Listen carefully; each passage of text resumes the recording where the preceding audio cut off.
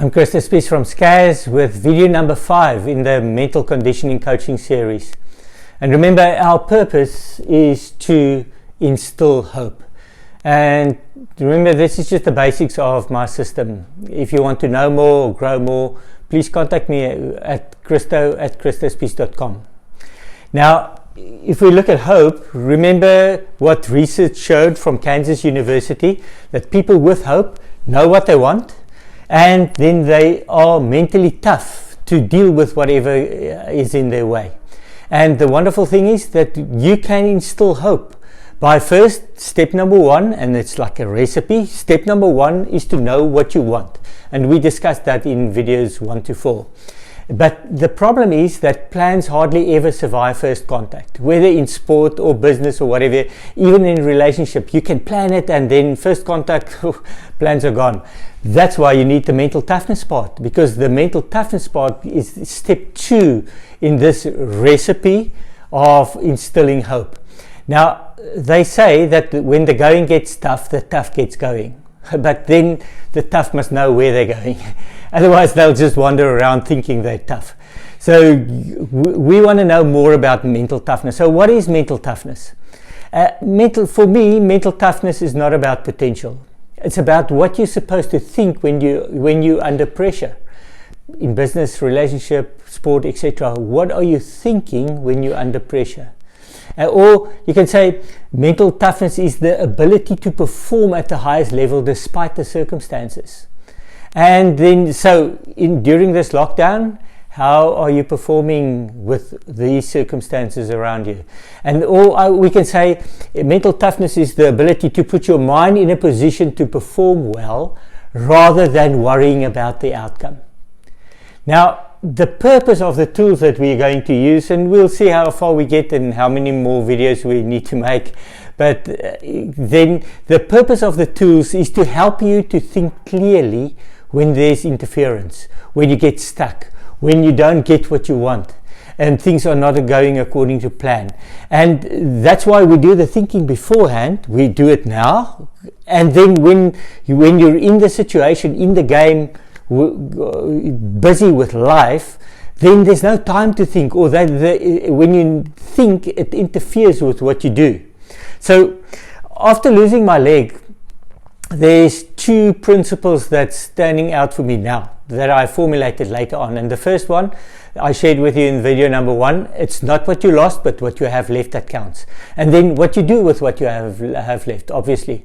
But I also realized that I can't keep thinking back to the accident and the time before I lost my leg. And I realized I can't confuse a part of my body with my body. I can't confuse the part that's missing with the rest of my body. I must use the rest of my body. And I can't confuse that day with my life. That was just one day in my life, even though it was a bad day. So I formulated it, and I started realizing that there's certain things that we sometimes confuse with the world and with the whole, and we think this is all there is. So now with teams, you can't confuse one half of a game with a game. You can be behind and still win the game. But if you think you lost halfway through the game, then you probably will lose. You can't confuse even one game with a season. If you're a teacher, you can't confuse one learner with a class, because that one learner can spoil the whole class for you. You can't confuse one period in time with your life. So I formulated that for myself to say, don't confuse a moment in life with life. Now, do you recognize something of the times that we are in now? We think this is it, but this is just a period in your life. This is just a small bit of your life. And surely you have to adapt, etc. And that's why we're here. We need to know what we want, but now how are you going to deal with this? So let's go and see what we understand in terms of time, because that is crucial for mental toughness. Now, we understand the past. We understand we understand the past, we understand the present, and we can understand the future. Where is the past? It's gone forever and ever. You can't get it back. You can't change anything. You can't change what you had for breakfast. You can't change anything of the past. Where's the future? It's yet to come. You can't live there. You can't do something in the future now. You can plan for it, yes, but you can't live there. So you can't be there and you can't be there. But you are here. That's where you are. That's where you're supposed to be. That's what you're supposed to be doing is in the present. That is what you control. And we talked about control the controllables. What do you control? Only the present time.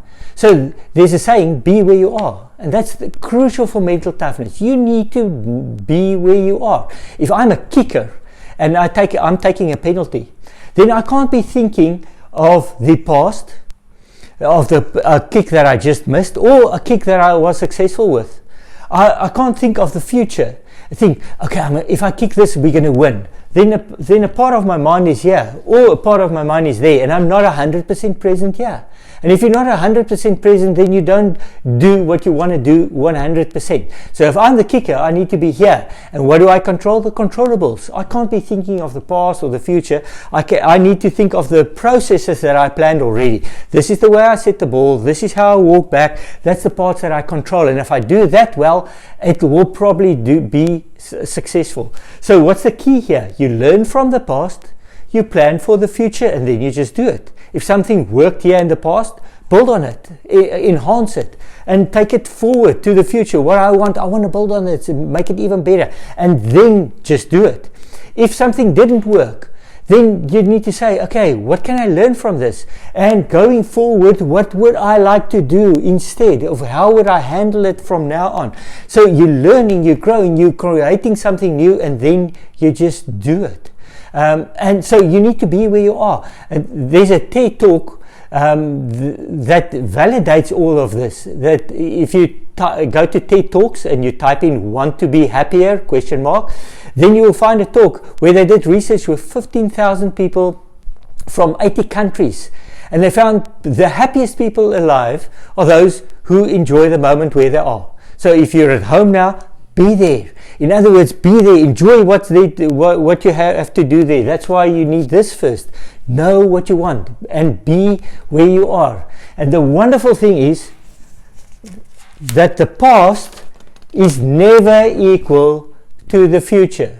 You are busy writing your own future right now. And you can do that by learning from the past, planning for the future, we need to, and then you do it. And then you handle it on the mental toughness if there's things in your way. So now, your self-talk. First off, your self-work, your homework. You go back here, always go back here. What do you want? Make sure you know exactly what you want, that some other people won't decide for you. And then break it down to the controllables. Remember what we did the week before? To break it down, I'm not going to do that now. You break it down from that's the outcome, to the performance goals, to the process goals, because that's where the control lies. And then the third one now is to be where you are, to see how you handle it, to know what you want in the present moment. Be where you are. We'll take it further in the next one. I hope to see you soon.